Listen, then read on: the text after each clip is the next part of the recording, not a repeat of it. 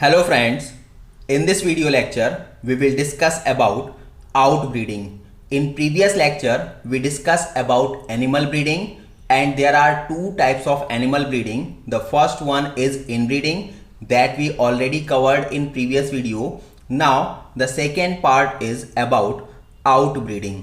So what is outbreeding? As given here, it is breeding or mating of unrelated individuals. And which type of unrelated individuals are there? On that basis, outbreeding is further categorized into three. So first is outcrossing. In outcrossing, mating or breeding occurs in between individuals of same breed, but they are not carrying common ancestors for at least last 4 to 6 generations. While in case of inbreeding, we discuss they also have mating or breeding in between same breed, but they are common ancestors for at least 4 to 6 generations. The second one is crossbreeding. Here, as the name suggests, there is mating or breeding in between two different breeds. So crossbreeding is about two different breeds. The third one is interspecific hybridization. So this is very clear as given here. Inter for in between, specific is for species. So this type of mating or hybridization, or we can say breeding, occurs in between two different but related species. The species are not carrying so much differences with respect to each. They are different in terms of species, but they also at the same time carrying some similarities also. Now about the details of each one by one. So first is here about outcrossing. As we discussed, outcrossing is about mating or breeding in between individuals of same breed, but they are not common ancestors for at least last 4 to 6 generations. So in case of inbreeding, we discuss about the examples of Sahiwal cow. Same that will continued here. So this is male Sahiwal, that is bull. This is female Sahiwal, that is cow. In between these two, there is breeding or mating. That's why this is the resultant Sahiwal. There are so many individuals. Out of that individuals, we have to select the best one. So this is the best selected one. And there is continuous breeding as we discussed in case of inbreeding. But here this Sahiwal breed is getting mated or breeded with another breed of Sahiwal. So here the purity or pure line, or we can say homozygosity, is not going to be maintained. Why?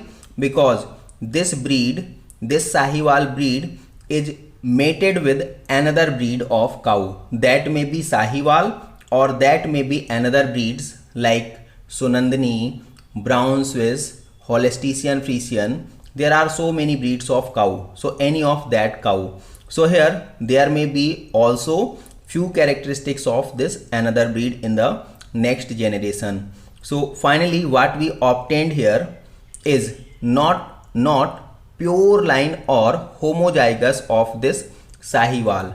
So mating occurs at this stage or at this second generation or maybe at this fourth generation or any of the generation. So there is no maintenance of pure line or homozygosity.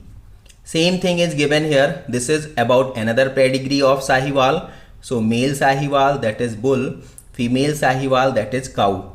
Again there is continuous inbreeding, but here at this second generation there is mating of this Sahiwal with another breed, or may also be at this third stage like third generation mating with another breeds. So this causes differences or disturbance in their pure line. So again what we obtained here is carrying maximum features of Sahiwal, but this is not 100% Sahiwal because already here this breeded or mated with another breeds of cow. So on both side of pedigree we are not carrying the pure line or pure breed of Sahiwal. They are also carrying some characteristics of other breed by which they are getting mated. So this one is the resultant by crossing in between these two. Here this Sahiwal may be bull or maybe cow. Same here, this Sahiwal or from this pedigree, the Sahiwal may taken as bull or cow. What is the best one we are carrying? After mating them, this is the next generation, that is generation 5. And again here from the 5th generation we have to select the best one. As we discuss here, this one is not going to be 100% pure. Why? Because these two individuals are not 100% pure. So this Sahiwal breed is not 100% pure, or we can say not 100% pure line or homozygous. So this type of outcrossing playing a very important role that we earlier discussed, a solution of inbreeding depression. So what was inbreeding depression?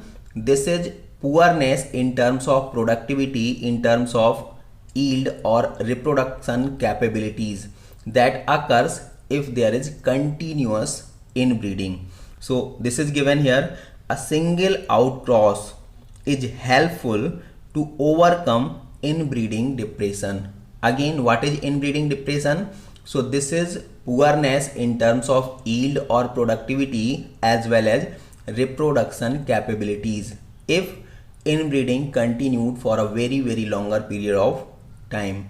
To sort out that depression, there must be outcrossing in between same breed, but they are not closely related for at least last 4 to 6 generation. After outcrossing, the second type of outbreeding is crossbreeding. So here this is breeding or mating in between different breeds of animal to develop very good quality of individual. This crossbreeding may be for two different purposes. The first, as given here, by crossbreeding we can develop new superior breed, or crossbreeding helps to improve a particular local breed. So in case of first, how we are capable to develop new superior breed by the use of crossbreeding program. So we have to take superior male and superior female of a particular breed. So this is given here, male is bull, female is cow. Both are superior for a particular character. After crossing in between, this is hybrid, which also carrying superiority with respect to their parents. And now we have to maintain, now we have to conserve the heterozygosity or hybrid vigor of this superior animal. So by inbreeding, there are a number of young ones, and from that young ones we have to select the best one, and that best one is considered as a new stable breed. So by this method we are capable to select a new superior stable breed. Now second that we discuss is for improving a particular local breed. So how this can be performed as given here. This is cow, that is female, and here male, that is bull. So this cow is carrying very inferior characteristics while this bull is carrying very superior type of characteristics. Now mating in between causes production of a cow. There may also be bulls, but we are developing here, we are improving here the variety or the breed of cow. So we have to select that female, this is cow, and this cow again mated with very superior type of bull that is carrying higher type of characteristics. So after continuous such type of breeding for at least 4 to 6 generations, this will cause production of a very superior breed of cow. For example, there are few breeds of cow that are produced by using this cross breeding methodology. These are like Sonandini as well as Karan Swiss. There is one example given in NCERT about crossbreeding, and this is crossbreed of sheep. that is known as Hisardale. So this Hisardale developed in Punjab by mating or breeding in between merino ram sheep as well as Bikaneri Eve sheep. So resultant is Hisardale sheep that is very much productive in terms of their wool production. As we know, sheep are mainly cultivated for wool as well as meat productivity. So here this is mainly for wool productivity. The third of outbreeding cross is interspecific hybridization. So as the name suggests, this is in between two different species, but that species are somewhere related with respect to each. So when breeding occurs in between two different species that are related somehow, this hybridization, this breeding or mating is known as interspecific hybridization. Now few points that are very important regarding interspecific hybridization is given here. Interspecific hybrids are generally sterile, means they are not reproductive in nature. They cannot give birth to their young ones, and they anyhow is not capable to convert into the fertile forms. Therefore, this interspecific hybridization is performed only if the sterile hybrid or the hybrid which is obtained after this hybridization is far superior to either of the parents. Means the young ones is very good in characteristics. That characteristics must be economically beneficial for human beings. Then such type of hybridization is also performed. For example, mule, that is given in NCERT. So mule is a resultant of cross in between male donkey and female horse. Male donkey also known as jack, while female horse is known as mare. So this also known as jack and mare product. So after crossing in between, you all know about the similarity in between donkey and horse. They are very similar in their appearance, in their characteristics. So here hybridization is possible. If we try to hybridize in between two different species that have no similarity in between, for example like buffalo as well as dog, like we can say rhino as well as hippo, so there is no similarity at all. That's why in between any such kind of organism, hybridization, mating or breeding is not possible. This is possible only in between the different species that have also similarity somewhere.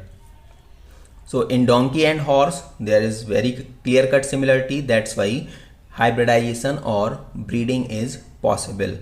The resultant is mule, that is sterile.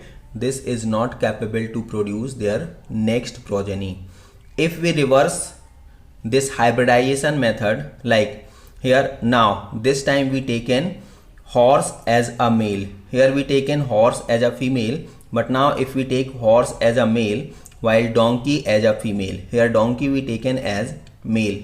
So if male horse and female donkey, in between these two crosses occurs, then the resultant is hinny. This also is sterile, but hinny is comparatively less economic beneficial for human beings with respect to mules. Mules are highly used for carrying luggages, especially in mountain regions.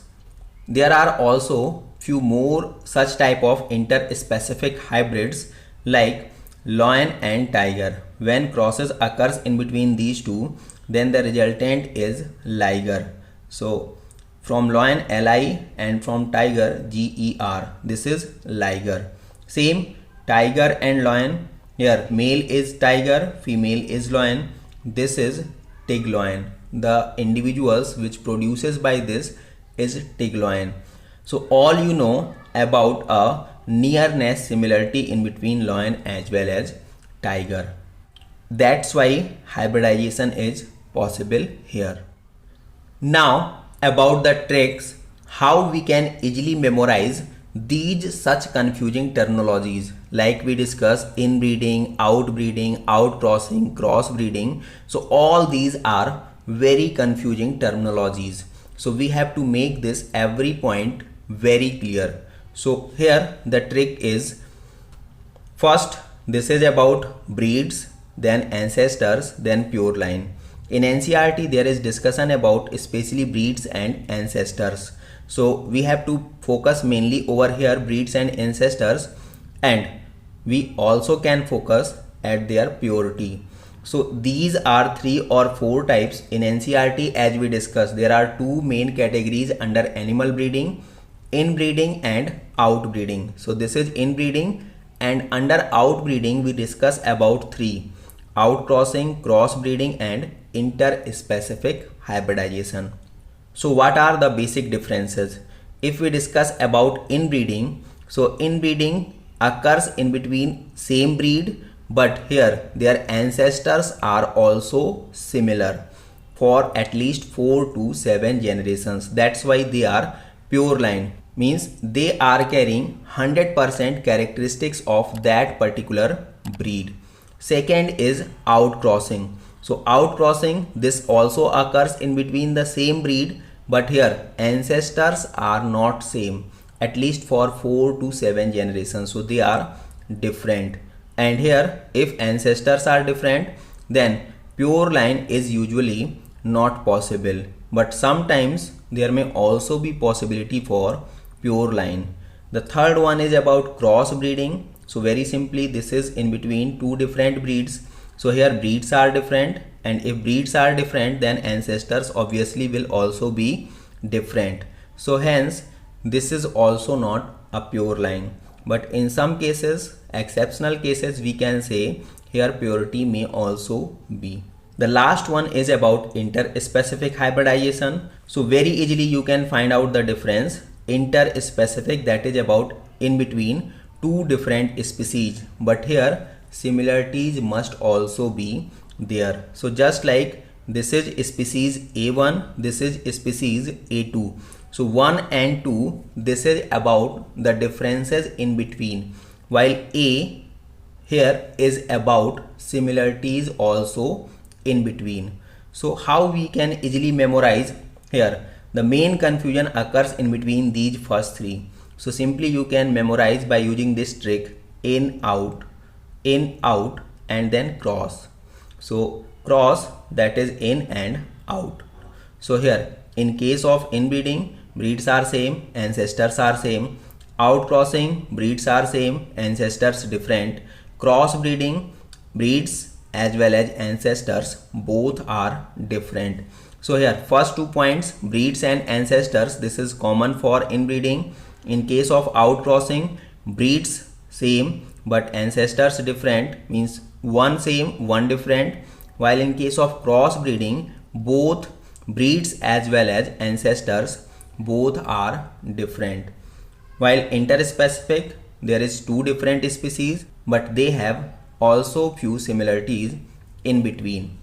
Now finally, if we discuss what are the differences in between inbreeding as well as crossbreeding. So there are few points, like in case of inbreeding we discuss, inbreeding occurs among very clearly similar individuals or very similar breeds, while crossbreeding occurs in between unrelated individuals. Here breeds may be same but ancestors are not same. Sometimes breeds as well as ancestors both are different, and sometimes even species are also different. The second one, inbreeding always causes maintenance of purity, means by inbreeding we can easily obtain pure line, which is not possible by crossbreeding. Crossbreeding actually produces hybrid, that also known as hybrid vigor or heterozygous. While the third about inbreeding is that offsprings are not superior with respect to parents, almost similar with respect to their parents, while crossbreeding maximum time produces advanced type of offsprings with respect to their parents. The last, Inbreeding may also causes inbreeding depression, while there is no such type of possibility in case of crossbreeding.